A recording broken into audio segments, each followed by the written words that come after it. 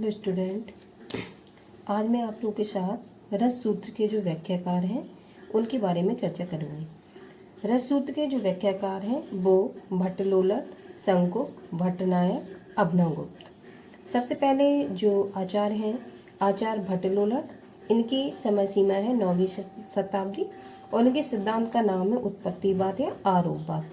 दूसरे जो आचार्य हैं उनका नाम है शंकुक, इनकी जो समय सीमा है वो 9वीं सदी है और सिद्धांत इनका अनुमितिवाद है। तीसरे जो आपके आचार्य हैं वो आचार्य भट्टनायक हैं, इनके समय सीमा 11वीं शताब्दी है। इनके सिद्धांत का नाम भुक्तिवाद या भोगवाद है। चौथे जो आचार्य हैं वो अभिनवगुप्त हैं, इनकी समय सीमा जो है 11वीं सदी है। सिद्धांत इनका अभिव्यक्तिवाद है। अब कभी कभी प्रश्न आपका जो पेपर में पूछा गया है वो इनका क्रम पूछा गया है, तो हम घटते हुए क्रम में लिखेंगे। आचार्य भट्टलोलट ये प्रथम है, इसके बाद आचार्य शंकुक हैं, इसके बाद आचार्य भट्टनायक हैं, इसके बाद आचार्य अभिनवगुप्त हैं। तो इस सीरीज में हमें राइटरों को याद रखना है कौन किसके बाद किस क्रम में आता है। ये प्रश्न आपका कई बार प्रश्न पत्र में आया हुआ है।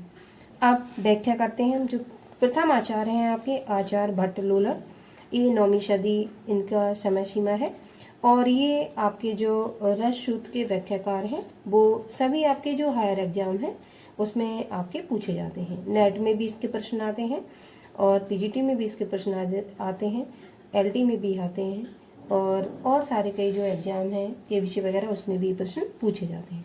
आइए देखते हैं। आचार्य भट्टलोलट के सिद्धांत को मुख्यतः उत्पत्तिवाद या आरोपवाद कहा जाता है। दूसरा, इनके अनुसार उत्पत्ति का अर्थ निष्पत्ति है, ये आपको याद रखना है। इन्होंने उत्पत्ति का अर्थ क्या माना है? निष्पत्ति माना है। यहाँ से प्रश्न पूछा गया है।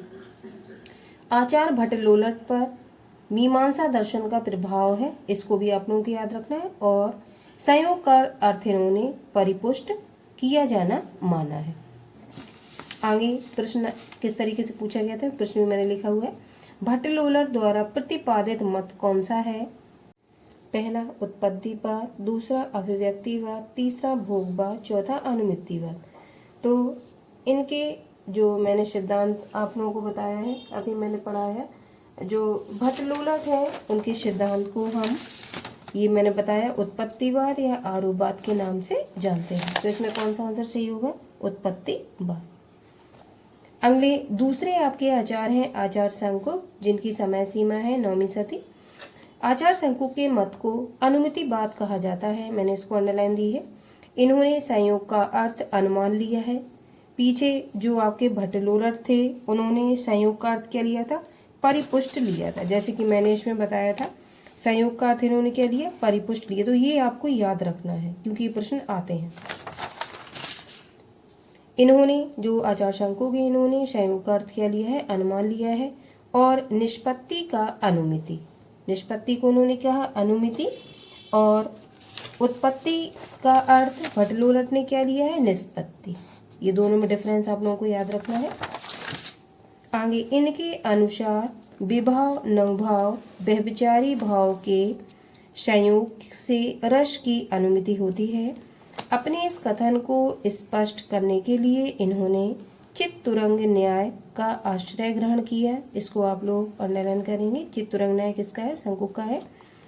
आगे चित्तुरंग दृष्टांत, जैसे चित्र में बनाया गया अश्व, अश्व का जो पर्यायवाची घोड़ा तुरंग न सत्य है अपितु चित्र की प्रकृति मात्र है, वह न मिथ्या है मतलब बेकार भी नहीं है, अर्थात अश्व नहीं है यह भी नहीं कहा जा सकता, अर्थात वह अश्व का ही चित्र है।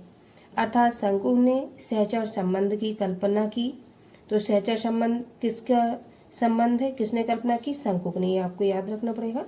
इस प्रकार विभाव, अनुभव, संचारी भाव के अनुमान रूप सहचर संबंध के कारण रस की अनुमिति होती है। अनुमिति किसने कहा? आचार्य शंकुक ने। आचार्य शंकुक पर न्याय दर्शन का प्रभाव है, तो आपको दर्शन याद रखना है। जबकि भट्टलोलट पर जो प्रभाव है वो किसका है? मीमांसा दर्शन का है, जैसा कि मैंने आपको बताया है। तो आपसे प्रश्न पूछा गया है आचार्य भट्टलोलट पर किस दर्शन का प्रभाव है, तो आपको याद रखना है मीमांसा दर्शन। और आचार्य शंकुक पर किस दर्शन का प्रभाव है, तो आपको याद रखना है न्याय दर्शन। अब तीसरे जो आचार्य हैं वो आचार्य भट्टनायक हैं, जिनकी समय सीमा 11वीं सदी है। आचार्य भट्टनायक के सिद्धांत को भुक्तिवाद या भोगवाद कहा जाता है। तो आचार्य भट्टनायक के सिद्धांत क्या कहेंगे, भुक्तिवाद या भोगवाद, ये आप लोग याद रखेंगे। उनके अनुसार सहृदय द्वारा विभव आदि के भोग से रस की भुक्ति होती है। साधारणीकरण ही भोज का रसवादन हेतु है। तो साधारणीकरण का सिद्धांत किसने माना है, भट्टनायक ने माना है। आगे आचार्य भट्टनायक पर सांख्य दर्शन का प्रभाव है। तो आचार्य भट्टनायक के दर्शन से प्रभावित है, सांख्य दर्शन से। और आपके जो भट्टलोलट है वो किस दर्शन से प्रभावित है, बोधपत्तिवाद आरोपवाद से प्रभावित है। और उन पर मीमांसा दर्शन का प्रभाव है। ठीक है, तो इस तरीके से आपको रिलेट करके कौन किसका सिद्धांत याद रखना है। आगे चौथे जो आपके आचार्य अभिनवगुप्त हैं, इनकी समय सीमा 11वीं सदी है। इस सिद्धांत के सूत्र को आचार्य अभिनवगुप्त ने दूसरी तरह से समझाया है। इनके अनुसार विभाव, अनुभव, संचारी व्यंजना व्यापार है। संयोग का अर्थ इन्होंने अभिव्यक्ति लिया।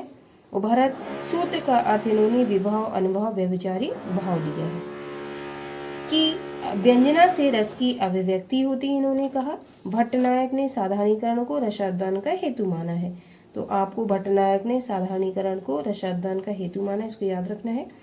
किंतु अब आगे देखिए, किंतु अभिनवगुप्त साधारणीकरण को ही आनंद स्वरूप रसस्वादन दशा मानते हैं। आचार्य अभिनवगुप्त भरतमुनि के सूत्र रस सूत्र के चौथे व्याख्याकार हैं। तो अब प्रश्न आपसे पूछा जा सकता है, भरतमुनि के रस सूत्र के चौथे व्याख्याकार कौन है। तो आपको याद रखना है अभिनवगुप्त। वो आपको क्रम से भी याद रखना है। सबसे पहले आपके हैं भट्टलोलट, इसके बाद शंकुक हैं, इसके बाद फिर आपके भट्टनायक हैं और चौथे आपके अभिनवगुप्त हैं। इन्होंने साधारणीकरण को ही रस निष्पत्ति की संज्ञा दी है। तो साधारणीकरण किसने माना है, अभिनवगुप्त ने माना है। आचार्य अभिनवगुप्त का मत सर्वथा प्रमाणिक है, इसी को मान्यता दी गई है। आचार्य अभिनवगुप्त पर शैव दर्शन का प्रभाव है। तो आपको याद रखना है अभिनवगुप्त किस दर्शन से प्रभावित है, अभिनवगुप्त शैव दर्शन से प्रभावित है। अब ये चार मैंने रस सूत्र के जो व्याख्याकार हैं भरतमुनि के, चार मैंने आपको विस्तार से पढ़ा दिए हैं। अब इनसे रिलेटेड जो प्रश्न विगत परीक्षा में पूछे गए हैं, आइए उन पर चर्चा करते हैं। महिम भट्ट द्वारा प्रतिपादित सिद्धांत है, पीजीटी 2000 में ये पूछा गया प्रश्न है। अनुमानवाद, तात्पर्यवाद, लक्षणवाद और अभिव्यंजनावाद। तो महिम भट्ट द्वारा प्रतिपादित जो सिद्धांत है वो आपका अनुमानवाद है। अगला प्रश्न, निम्नलिखित उक्तियों को उनके आचार्यों के साथ सुमेलित कीजिए। पहला शब्दार्थो सहतो काव्यम, दूसरा वाक्यम रसात्मक काव्यम, तीसरा रमणीयात प्रतिपादका शब्दा काव्यम, चौथा तद्दोषो शब्दार्थो शागुणावान लैंकृति। ये मैंने आपको पिछले वीडियो में ये मैं पढ़ा चुकी हूँ आपको, जब मैंने काव्य शास्त्र के उसमें शॉर्ट ट्रिक में चीज़ें डाली हुई थी, वहाँ से जाके आप देख सकते हैं। तो शब्दार्थो सहतो काव्यम किसका है आपका, ये भामय का कथन है। तो भामय आप याद रखेंगे इसमें। फिर वाक्यम रसात्मक काव्यम, ये आपका विश्वनाथ का कथन है। फिर रमणीयात प्रतिपादका का शब्दा काव्यम, ये पंडित जगन्नाथ का है। तद्दोषो शब्दार्थो शागुणावन लंकृति, ये मम्मट का आपका वाक्य है। तो इस तरीके से हमें याद रखना है कौन भाग किसने कहा है। अगला, भरतमुनि के रस सूत्र की व्याख्याता भट्टनायक के सिद्धांत का नाम है। पहला अनुमितिवाद, दूसरा उत्पत्तिवाद, चौथा भुक्तिवाद और डी अभिव्यक्तिवाद। तो भट्टनायक का जो सिद्धांत मैंने आपको बताया है वो अभी जस्ट मैंने चर्चा की हुई। भट्टनायक का जो सिद्धांत है आप लोगों का वो आपका भुक्तिवाद या भोगवाद है। तो भुक्तिवाद ही लिखा हुआ है या इसमें भोगवाद भी लिखा हुआ आ सकता है, भोगवाद, दोनों में से कोई भी है। ये यूजीसी नेट जून 2016 में पूछा गया प्रश्न है। अगला, भरतमुनि ने रस सूत्र का विवेचन अपने किस ग्रंथ में किया है। नाट्य दर्पण, नाट्यशास्त्र, हृदय दर्पण, उपरोक्त में से कोई नहीं। टीजीटी 2011 में पूछा गया प्रश्न है। तो भरतमुनि का जो ग्रंथ है वो नाट्य शास्त्र है। अगला, निम्नलिखित में से कौन सा सही नहीं है। जो युग्म जोड़े दिए गए हैं इनमें से आपको छांटना है कौन सा सही नहीं है। भट्टलोलट का सिद्धांत कौन सा है, अभी मैंने जस्ट आपको बताया उत्पत्तिवाद है, ये सही है। शंकुक का कौन सा है, अनुमितिवाद है, ये भी सही है। आचार्य मम्मट का भुक्तिवाद और अभिनवगुप्त का अभिव्यक्ति। तो आचार्य मम्मट ये नहीं आए थे, आचार्य मम्मट का ये भुक्तिवाद नहीं है। भुक्तिवाद जो सिद्धांत है वो किसका है, आचार्य भट्टनायक का है। तो ये मम्मट गलत है, कौन होंगे इसके, भट्टनायक।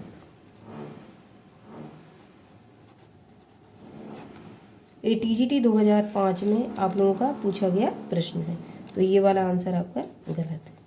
दंडी के काव्यशास्त्री ग्रंथ का नाम है, यूपी टीजीटी 2010 में पूछा गया प्रश्न है, प्रतिदर्श, काव्यदर्श, काव्यशास्त्र, काव्यदर्श, भाषादर्श। तो दंडी का जो ग्रंथ है उसका नाम है काव्यदर्श। अगला, आचार्य मम्मट ने काव्य गुण माने हैं। तो मैं काव्य गुण आप लोगों को पढ़ा चुकी हूँ। तो आचार्य मम्मट ने काव्य के जो गुण माने हैं वो कितने माने हैं, 3 माने हैं। अगला, रससूत्र की अनुमितिवादी व्याख्या करने वाले आचार्य हैं। ये टीजीटी 2010 में पूछा गया प्रश्न है। पहला ऑप्शन है भट्टनायक, दूसरा अभिनवगुप्त, तीसरा लोलट और चौथा शंकुक। तो अनुमितिवाद की जो व्याख्या की वो शंकुक ने की। निम्नलिखित रचनाओं को उनकी रचनाओं के साथ सुमेलित कीजिए। यूजीसी नेट 2016, ये जब पेपर 3rd होते थे, 1st, 2nd, 3rd 3 पेपर होते उस टाइम ये पूछा गया प्रश्न है। नाट्यशास्त्र, 10 रूपक, नाटक लक्षण रत्नकोश, नाट्य दर्पण, साहित्य दर्पण। इन रचनाकारों के आगे रचनाओं को सम्मिलित करना है। तो नाट्यशास्त्र के जो रचनाकार हैं वो हैं भरत मुनि, 10 रूपक के धनंजय, नाटक लक्षण रत्नकोश के सागर नंदी, नाट्य दर्पण के रामचंद्र गुणचंद, साहित्य दर्पण के विश्वनाथ। अगला प्रश्न, काव्य शोभाया कर्तारो धर्मागुणा, यह किस आचार्य की युक्ति है। यूजीसी नेट जून 2017 में पूछा गया प्रश्न है। पहला मम्मट, दूसरा बामन, तीसरा आनंदवर्धन, चौथा विश्वनाथ। तो काव्य शोभाया कर्तारो धर्मागुणा ये बामन का कथन है।